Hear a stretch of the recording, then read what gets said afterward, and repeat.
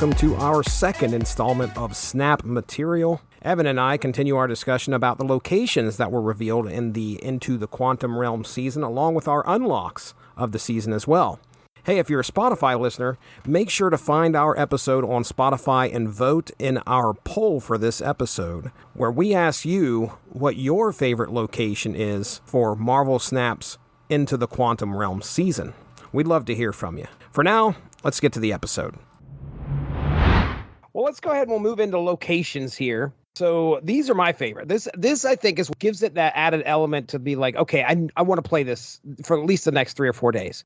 Not just the newer locations, which are great, but I also love it when they kind of use some of the older ones and are like, okay, featured location, guys, because at that point I'm jumping in to make me a deck that makes it at least a little bit more competitive. And I honestly think that was when I got up to 60, I was relying on some of these locations and using them to my benefit. Yeah, and it gives you a chance to use, there's, the destroys decks, the discard decks, things like that, but it gives you a chance to use some that you just might not ever use any other time. I agree. So I agree. It really makes you kind of explore the space, The first one here, though, I didn't really find a whole lot of use for it. And if you did, great. I want you to kind of explain.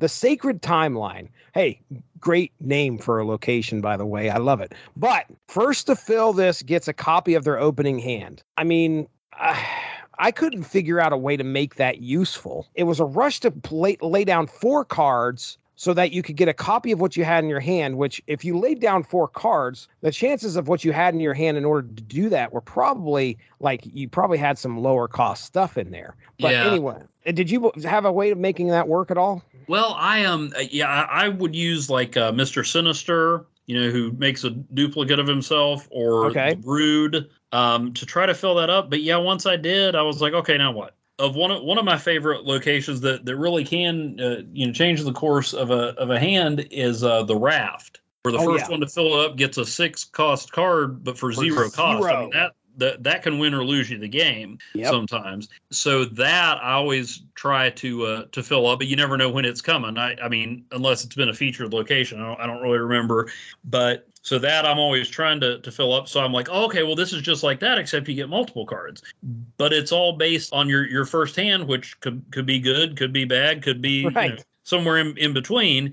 As cool as it is to fill up those locations, you fill them up too fast and you kind of run out of options. Yeah, and you're stuck with 4 cards in there that may not be able to, hold up against somebody who's actually strategically playing just winning the location. Yeah, you can win by sacrificing a location. You just got to win 2. But if you're putting all your resources into a location that you're not going to win, that can backfire on you sometimes. Exactly. Yeah. So I liked it. I built decks to try to take advantage of it, but after a while I was just like, I'm not sure this is it's not as good as the Raft. I agree. All right, next up was the Quantum Tunnel. Now, I liked this one. When you play a card here, swap it with a card in your deck. Built-in Lockjaw location. There you go. I have Lockjaw decks. I think that was one of the first decks that I put together. Kind of, I don't go seeking out, and I don't think you do either. I don't know, but when you play against people, you learn. But I'm not going and seeking okay, here are the top Snap decks. Okay, let's see how I can work. One of the first few decks that I put together that I felt really worked for me was a Lockjaw deck. I would usually put Lockjaw in the center location. Quake would show up at one point, guaranteed. And then, you use your lower cost cards to bring out those heavy hitters. And this was an awesome location, in my opinion. You were able to just kind of do exactly that. Half of your deck could be lower cost cards, and the other half could be huge. And you could hopefully not get all of those in your beginning hand, all the big heavy hitters in your starting hand. But anyway, what'd you think of the Quantum Tunnel? I liked it. I think the Lockjaw deck's a lot of fun, although sometimes I outsmart myself or don't quite smart myself enough. For some reason, I kept putting Giganto in a Lockjaw deck and then putting Lockjaw on the leftmost location. My only gripe with the Quantum Tunnel is that the effect when Lockjaw swaps a card is so cool, and the Quantum Tunnel effect is just like, nope, we'll just yank the card back. It's just, like I'm criticizing that they've done a great job on 90% of the effects. So I'm not trying to complain, but it's just I'm like, okay, yeah, here's that glow in the portal. I'm like, no, it just to borrow a word from my kids and make them cringe if they ever listen to this, it just yeeted the card back. Yeah, so that was my only complaint about the Quantum deck, is I was expecting a shimmery portal and I just got a zip. Yeah, it would have been neat to see the card shrink. Yeah, and then a new one whoop pop up. It's completely different. Yeah, I mean, I dug it. Camp Lehigh is the next one on the list. Add a random 3-cost card to each player's hand. So this was okay. I mean, as far as locations go, this isn't the worst. This isn't adds to that random factor that makes it a lot of fun. Right. This isn't Dream Dimension. This is something that will work in your benefit. So you're not going to hate this location. I just shook my fist, Jesse. This is an audio medium, but I shook my fist when you mentioned the Dream Dimension. I hate Dream Dimension. The Mindscape. That I get the Mindscape and the Dream Dimension mixed up. I don't like either of them. The Mindscape makes me even angrier. Yeah, so Camp Lehigh, I'm sure that I got a few cool random cards out of Camp Lehigh. Mainly built Quinjet collector deck around this, so I could get collector out there as soon as Camp Lehigh shot that thing to me. If I had Quinjet out there, it cost me one less. So that's kind of the deck that I rested on during this time. I don't think I got anything real specific for that. I know the best I came up with, we messaged about a little bit, was Silver Surfer, since he boosts 3-cost cards, that would add to it a little, I suppose. All right, and the next and final one was Quantum Realm. When you play a card here, set its base power to 2. Now, I tried. This is another one where I was like, okay, how could I make this work? And I essentially what I landed on was, all right, lower cost cards, great. That's going to be, I mean, if they have a lower a lower power, you can boost them up to 2, although that's, unless you have a bunch of 1s, laying out Sunspot there is immediately going to get them up to 2. Deadpool might be a good one too if you're doing that. But mainly what I was like is I was like, okay, Blue Marvel. At least at that point, if you got some cards out there on at 2, everybody else on the other side is going to have a card out there that's at 2 power as well. But if you can somehow boost them up in some way, Blue Marvel would do that. And if it's 1-cost cards, you could have Kazar out there, which is a combo you see all the time. But anyway, that's kind of what I landed on with the Quantum Realm. What about you? With the Quantum Realm, I noticed that I kept mixing it up with the Quantum Tunnel and would expect a card to switch, and then its power would just become 2. I did not get a lot of Quantum Realm, although I did play it today, so I tried to drop Luke Cage on there, 2-cost, 1 power, tremendous ongoing effect. Right. I wouldn't be surprised if they bumped him down to 0. I'd still play him. Do you have Hazmat? Hazmat. Oh yeah. Luke Cage I finally got, and Hazmat went from never in my deck to frequently in my deck. I've never pulled Hazmat at all yet. Hazmat's been around since forever. All right, so there's our locations from Into the Quantum Realm. Let's talk about unlocks real quick, because Evan and I, we just threw this show together. We weren't exactly taking notes for last season, but I do have some significant unlocks. I did get the Dan Hip variant of Spectrum. So what do you think of the Dan Hip cards? Oh, I think they're a lot of fun. That used to be all I used my gold on, was the variants, so I could build up a pixel deck or something like that. But right now that they give you some more options of what to pick up, I don't do that quite as much. I did unlock the Brew variant for the Brood. Don't care a bit about the Brood in the comics. Love Brew, the character. Brew's the one running around with the tuxedo on? Yeah. He's the civilized Brood that only occasionally tries to kill everybody. Okay. I have that variant. I didn't know what in the world was going on. It's like, well, okay, at some point there's a story I missed.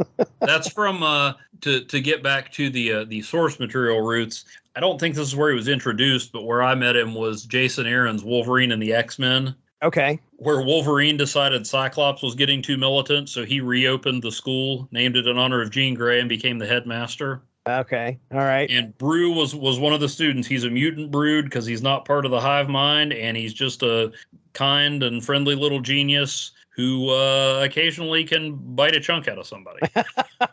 Awesome. Yeah, that character's a lot of fun. So I got that, even though I hardly ever play the Brood, just because I love that version of it. Yeah, but the Dan Hip ones. Didn't you say? Isn't he the guy that does kind of the Teen Titans Go style art? Right. Yeah, he's. Yeah, I think those are a lot of fun. I have a few of his. Okay. I think I got the Captain Marvel one that you mentioned, and I'm trying to think. Oh, I got a Medusa Dan Hip. Okay. I unlocked Ms. Marvel's variant, or I should say Captain Marvel's variant, Ms. Marvel. I think you've beaten me with that one a couple times. I went on a run for the longest time. It was Doctor Doom, Ms. Marvel, Doctor Doom, Captain Marvel, because it seemed like I could always swing a game into my favor with that combo. But yeah, this Ms. Marvel variant, I think this was one that I bought out of the shop. And just because I was like, okay, that's classic stuff right there. The black costume with the lightning bolt on it looked awesome. Wanted to get that one. I unlocked Baron Mordo, which I didn't think I would use a whole lot, but turns out I am. I have a disrupt deck that I enjoy having him in there, where he makes you pull, the person draws a card, but it's made a 6 energy card no matter what. And that's there's just some cards you do not want to spend 6 energy on. They could be pretty useful. I got him too. I liked him better than I thought. Baron Mordo, the character, I have little use for, but I think we talked about the first episode we did, just kind of chatting about Snap, how most of this leans more toward the comics than the movies. Yes. Although I love, there is a Dan Hip Wong variant that's movie Wong that I like, and I would love to see a movie variant for Baron Mordo, because Baron Mordo, the comic book character, I'm like, he's just another angry guy who hates somebody. Baron Mordo in the movie is played by, I'll probably butcher his name, but Chiwetel Ejiofor, who is just one of my favorite actors. It's one of my favorite people to see on screen. And his Baron Mordo bears little resemblance to the one in the comics, and it's one of those cases where I don't care, because I like that Baron Mordo. So he's so much more interesting to me than anything I've read with Baron Mordo in the comics. Now, Have I read a lot of Baron Mordo in the comics? No. I'm sure, maybe somebody's listening to this going, how dare you not remember Doctor Strange number 137 when Baron Mordo's puppy died, and we got to see what, I'm sure there could be good stories out there, but that's just a character that never connected with me. But Chiwetel Ejiofor is the man. And then you saw him as the operative in Serenity. That's what I was going to say. He was in the Serenity movie. Yeah, what a great villain. Baron Mordo, right into the old disrupt deck, and then shortly after that, I get Goose. Yes. I had played against. Sometimes it drove me nuts. I didn't see him a whole lot. Goose wasn't something that I'd seen a whole lot after here. Well, I should say as games went on. But yeah, throwing Goose in there where nobody can play I think it's 4 or greater on the location, makes things pretty fun, especially when you got Captain Marvel on that same deck. And occasionally I've had somebody lay down Goose, or maybe I did ill-advisedly, when I've got like the big house, which has its location with the same effect, or the Sanctum Sanctorum. So, really limiting your options. Yeah. Oh, yeah. Goose is fun, but not one I use as much as I would think I would. Yeah. And frankly, a lot of times I'll play Goose and then try to play a 4 or 5 cost card and be like, what the heck? Yeah. I was like, dang it. What did I do that for? This unlock, I can find very little use for, unless you are trying to put a deck together that has just completely the same power across the board. But that's got to be a hard thing to do for a deck. And that's Cerebro. It is a hard thing to do. I've tried it because I've been beaten by decks like that more than I expected. Right. I'll be like, I've got this locked up, and then all of a sudden, like, wait, they were all 2 and 3. What happened here? What happened here? Yeah, I think what I end up doing is I somehow either a location gives somebody more power, or one of my cards ends up getting 1 power more than it should, and then Cerebro's only affecting that 1 card. So I haven't really tried to build anything around Cerebro. I know there were decks early on that were built around Cerebro, but yeah, I don't see it very often anymore. So I don't really have any use for that one. I used Cerebro when I was big on the Mr. Negative deck. Okay. Get you a Mr. Negative, reverse him, then play Jane Foster to yoink all the zero cost cards into your hand. That's the main time I used it, but it just gradually got phased out because Ironheart gives a permanent boost to 3 cards. And is the same cost and point value. Although I do want at some point, I would love to get that variant where it's the Sentient Cerebro from like this obscure late 90s X-Men storyline. I don't know if I've seen that. It's I might have with arms and legs. Okay, I'd have to look that up. That sounds crazy. It looks cool, and it scratches that nostalgia itch. But yeah, it's one that I'm like, I should probably put Cerebro in here, and then it just ends up getting phased out of some of my decks because it doesn't. Like I said, Ironheart has a similar effect, but can affect more cards. Yeah, randomly can get relaunched by Odin or doubled up by Wong. So right. I unlocked a variant I'm sure I'm going to butcher this, In-Hyuk Lee variant of Green Goblin. I started using Green Goblin quite a bit after I unlocked Green Goblin, and then I noticed. This man, do I love when the Space Throne shows up. Boy, I will use that Green Goblin in a heartbeat. And it's less risky than Hobgoblin. Yes, it is. Oh, that's what I forgot to mention about Quantum Tunnel and Lockjaw is I learned that even if you send Hobgoblin over to the other side, he still disappears for Lockjaw or Quantum. Yes, he does. He'll do the whole animation, but he's coming back. Yeah, the variant, the Green Goblin variant looks cool. I mean, it's a little more realistically rendered Green Goblin, in my opinion. So I got that. I'm reminded of the words of Weird Al Yankovic. He's wearing that dumb Power Ranger mask, but he's scarier without it on. That's right. And then I got a blueprint variant of Quinjet. My first blueprint, I think, was of Hulkbuster, which I thought was really cool. And then the blueprint variant for Quinjet looks really neat. The animation for it, when you bump it up to animated, like all the little things on the bottom are like kind of moving back and forth. Like there's these little gauges and stuff. I love the way that looks.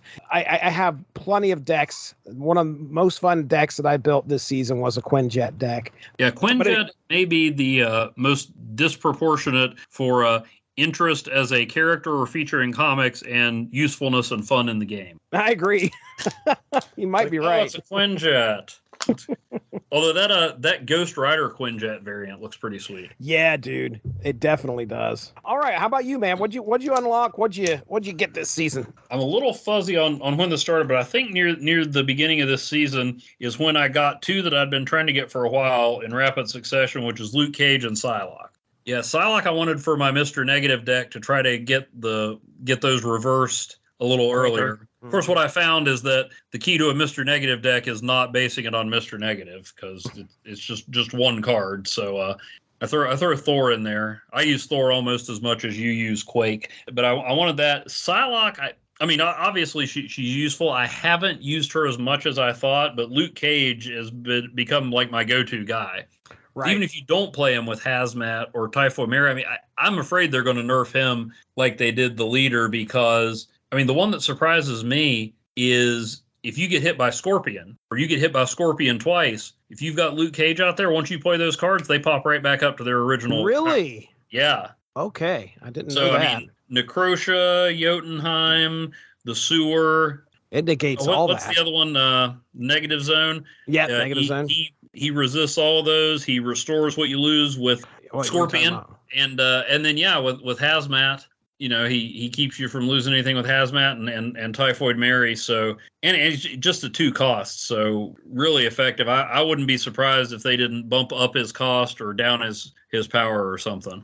The chances of them trying to nerf him, I don't think are too high. I understand. Because you use him an awful lot. If he's causing you to win a whole lot, then okay, maybe so. But I've got him. Yeah. I just don't have Hazmat to go along with him. So I don't really have anything to make him extremely useful. Although playing Rogue against somebody that has Luke Cage and Hazmat, that has saved me. I don't know how many times. Yeah. I really don't know how many times. Yeah, he's useful, but he's not. I don't know that the leader. I think the problems with the leader were a little overstated, but maybe that's just because I'm not very good at it. So when I was winning with the leader, I'm like, hey, I'm just, you know. Oh, I beat so many people with the leader when I got him finally. Oh yeah. Oh my gosh. And then when they nerfed him, so specifically, but they were on my targeted list with tokens, and I got them both in rapid succession. Nice.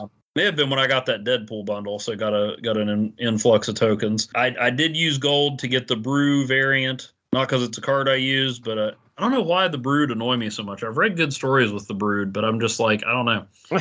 I don't want the Brood to be on my side, you know. So, but I love Brew. I've read a lot of fun stuff with him.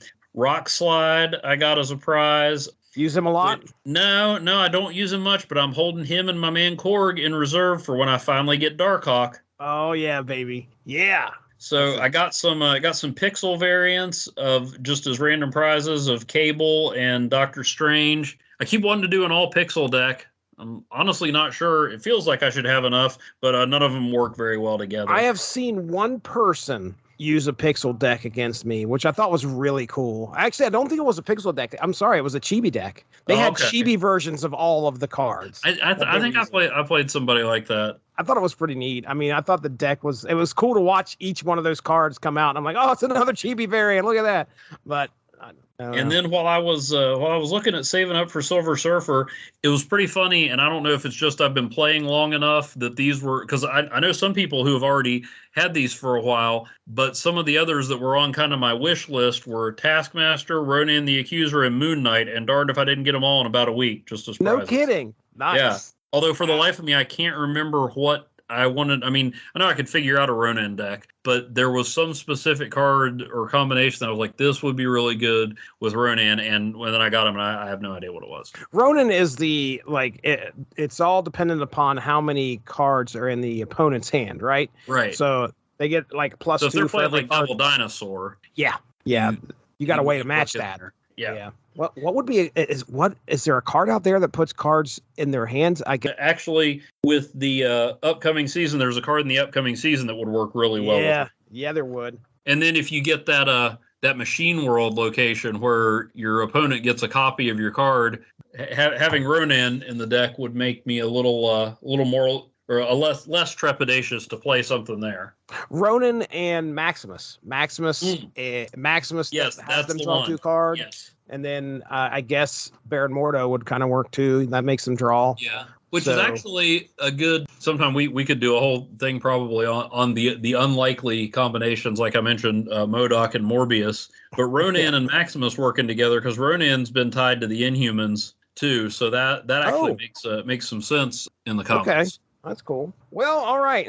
Any other cards there? I think you ran through those 3. You mentioned, I don't know if you mentioned the pixel variant. I know you said you got some pixel variants, but I don't know if you mentioned you also got the Odin pixel variant, which I also got just very recently this season. Did get that one, and I'm not sure if it was in this season or maybe the tail end of last season, but I got Dracula, who I liked for a discard deck. But honestly, he didn't last in my discard deck very long. I've got another more all-around deck that I use him in and have a lot more luck with him. He was very hit or miss for me in discard. Got another deck that's just kind of trying a few different things, and he usually works out pretty well for me there. Okay, all right. Any other popular decks? I'd love to tell you about it, but now that we're playing each other, like you notice, I haven't sent you decks that I'm using as much as I did when we were, unlikely to cross paths. That's right. I would send Jesse, like, hey, this is the deck I'm using. And now it's like, yeah, I got a card I like. Maybe I'll show it to you sometime. Hold those close to your vest. Don't be showing your secrets there. Any other popular decks this past season that you played? I did a lot of stuff with Luke Cage. But yeah, like I said, toward the second half of the season, I just wasn't making much progress. And going back to basically my old discard deck with a tweak here and there is where I really got on a roll. Although I think that might have had more to do with getting bumped down to the lower ranks when this season restarted than. Yeah. Did you notice? I mean, did you notice like in the lower parts of if you were bumped down some ranks, I noticed that like some of the people I were playing were making some of the craziest, ridiculous, like, why in the world did you do that? Yeah. Kind of I had one just the other day. I can't remember the specifics, but I was like, well, I don't want to retreat. I got a chance, but it's highly unlikely. And they literally put all their eggs in one basket. They just piled cards into one location. And they slaughtered me at that location, but you gotta have 2 to win. Yeah, that's crazy. It's crazy. Thanks a lot for joining us. Make sure to tune in tomorrow for the next installment of Snap Material.